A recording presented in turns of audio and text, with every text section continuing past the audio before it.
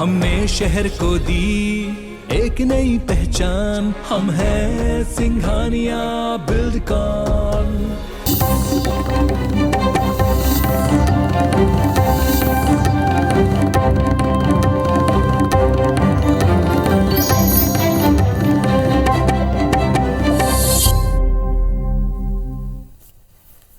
नमस्कार, स्वागत है आप सबका। मैं पुनीत पाठक। मध्य प्रदेश की दिन भर की बड़ी खबरें विस्तार से देखते हैं। मध्य प्रदेश की सियासत में ओबीसी आरक्षण की एक बार फिर एंट्री हो गई और श्रेय लेने को लेकर एक होड़ भी दिख रहे।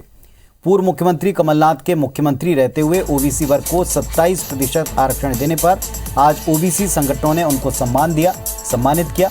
कमलनाथ ने इस दौरान ओबीसी संगठन के पदाधिकारियों को संबोधित करते हुए कहा कि पिछड़ा वर्ग को 27% आरक्षण देकर हमने कोई एहसान नहीं किया, ये आपका हक था जो लंबे समय तक नहीं मिला। कांग्रेस ने ही 14% आरक्षण दिया था, जब हमारी सरकार फिर बनी तो उसको आगे बढ़ाया। उन्होंने ये भी कहा कि भले बीजेपी कुछ भी कहती रहे, लेकिन सरकार ने विधानसभा में स्वीकार किया कि 27 लाख किसानों का कर्ज माफ हुआ और इसका सबसे ज्यादा लाभ पिछड़ा वर्ग के किसानों को मिला। बीजेपी ने कमलनाथ पर ओबीसी वर्ग को धोखा देने का आरोप लगाया।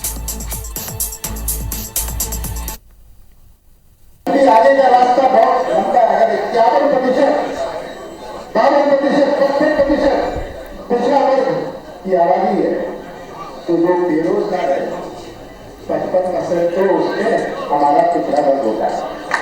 अगर आपके प्रदेश 51, 52, 55% के मुख्यमंत्री काल में रहते हुए उनके सरकारी वकीलों ने ओबीसी आरक्षण के खिलाफ जो कोर्ट में याचिका लगी थी उसमें सरकार का पक्ष क्यों नहीं रखा था? इस तरह की राजनीति इस प्रदेश में नहीं चलेगी।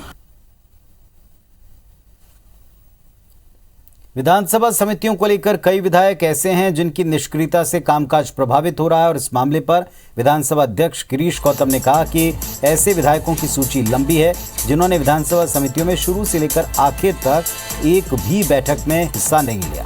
अलग अलग समितियों में शामिल विधायकों पर फिलहाल कार्रवाई का कोई प्रावधान ही नहीं। हालांकि उन्होंने कहा कि ऐसे निष्क्रिय विधायकों को हटाने का प्रावधान होना चाहिए। फिलहाल इन समितियों के लिए राजनीतिक दलों से ही नाम मांगे जाते हैं।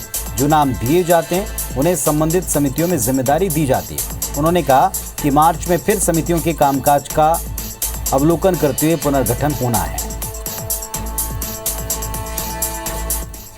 कि मेरा प्रयास है कि जो समितियां विधानसभा की बनती है उसमें रुचि लेने वाले विधायक हों और सक्रिय लोग हों। तो ऐसी कोई व्यवस्था होनी चाहिए कि ये अधिकार विधानसभा को हो कि जो निष्क्रियता बरतते हैं, क्योंकि समितियों का संचालन हो विधानसभा की मंशा ही है।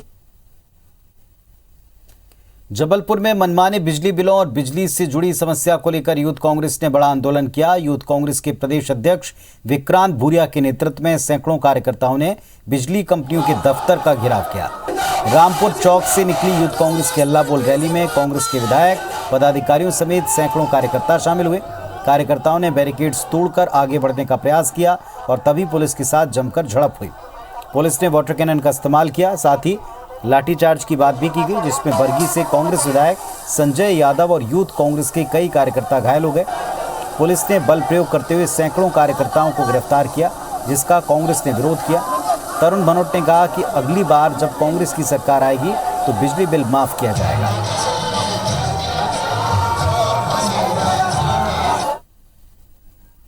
केंद्रीय मंत्री ज्योतिरादित्य सिंधिया अपने पूर्वजों के वक्त के ग्वालियर नैरोगेज ट्रेन को फिर से चलाना चाहते हैं। वो इसे हेरिटेज ट्रेन के तौर पर चलाना चाहते हैं और इसके लिए कोशिश भी शुरू कर दी है। पिछले साल उन्होंने पूर्व रेल मंत्री पीयूष गोयल को इसे लेकर पत्र लिखा था। अब उन्होंने रेल मंत्री अश्विनी वैष्णव को इस बाबत एक पत्र लिखा है और इसमें लिखा कि ग्वालियर श्योपुर मार्ग पर चलने वाले नैरोगेज ट्रेन को रेलवे द्वारा बंद किए जाने के बाद उसे हेरिटेज ट्रेन के रूप में चलाने का प्रस्ताव दिया। इसका एक कॉन्सेप्ट प्लान तैयार कराकर मध्य प्रदेश सरकार के शहरी विकास मंत्रालय को फीजिबिलिटी स्टडी करने के लिए भेजा गया। साथ ही ग्वालियर में हेरिटेज ट्रेन के चलाने के लिए उपयुक्त रूट के चयन की बात कही। लिखा है कि जब तक इसे हेरिटेज ट्रेन के तौर पर चलाने के प्रस्ताव पर कोई अंतिम निर्णय नहीं हो जाता, तब तक कोई नीलामी न की जाए।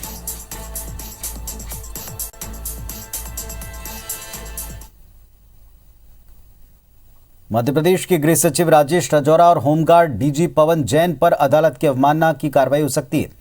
हाईकोर्ट के आदेश के बावजूद होमगार्ड सैनिकों को साल भर काम न देने के मामले में जबलपुर हाईकोर्ट ने दोनों अफसरों पर सख्ती दिखाई है। हाईकोर्ट ने गृह सचिव और होमगार्ड डीजी पर न्यायालय की अवमानना के आरोप तय करने के लिए 2 मार्च की तारीख तय कर दी। दरअसल हाईकोर्ट ने होमगार्ड्स को पुलिस जवानों के तहत वेतन और साल भर ड्यूटी देने का फैसला सुनाया था, जिसका पालन अब तक नहीं हो पाया और इस पर एक बार फिर से हाईकोर्ट में अवमानना याचिकाएं दायर की गई, जिसमें गृह सचिव और होमगार्ड डीजी समेत नाफरमान अधिकारियों पर कार्रवाई की मांग है।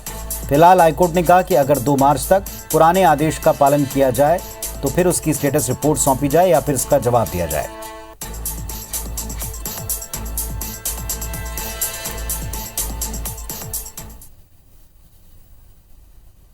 मध्य प्रदेश के कॉलोनाइजर्स को नगरीय प्रशासन विभाग ने बड़ी राहत दी।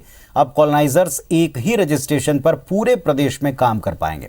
नगरीय विकास आवास मंत्री भूपेंद्र सिंह ने रजिस्ट्रेशन के लिए ऑनलाइन पोर्टल का लोकार्पण किया। कॉलोनाइजर्स को अब अलग अलग नगरीय निकायों में जाकर रजिस्ट्रेशन कराने की निजात मिलने वाली है। सारी प्रक्रिया ऑनलाइन होनी और 30 दिन के समय सीमा में प्रमाण पत्र जारी हो जाएगा। अधिकारियों ने बताया कि हाल ही में प्रकाशित मध्य प्रदेश नगर पालिका कॉलोनी विकास नियम 2021 के जरिए हमने अवैध कॉलोनियों के नियमितीकरण करने के प्रावधान किए। आवेदन की सुविधा ई नगर पालिका पोर्टल, MP अर्बन वेबसाइट, ई सर्विस पोर्टल पर उपलब्ध रहेगी। साथ ही रजिस्ट्रीकरण शुल्क का ऑनलाइन भुगतान, आवेदन की स्थिति ट्रैक करने के लिए सुविधा, व्हाट्सएप के जरिए सर्टिफिकेट देने की सुविधा भी इसमें की गई।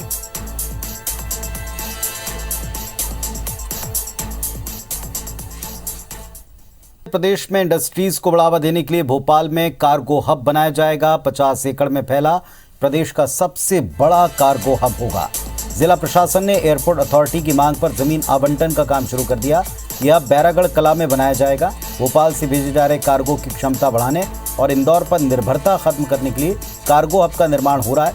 एयर कार्गो हब बनने के बाद एयरलाइंस कंपनियों का हर महीने करीब 12 करोड़ 5 लाख रुपए का व्यापार बढ़ने की उम्मीद है। भोपाल से दवा उत्पादकों का 30 टन कार्गो हर महीने इंदौर जाता है। टेक्सटाइल इंडस्ट्री से 20 टन कार्गो निर्यात होता है। इतना ही माल आयात भी होता है।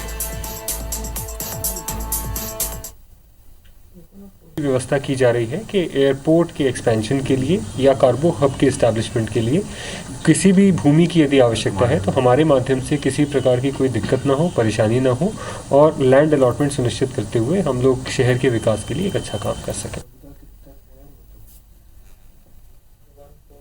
तो इस बुलेटिन में फिलहाल इतना ही। खबर अपडेट्स के लिए आप देखते रहें IPC 24। नमस्कार।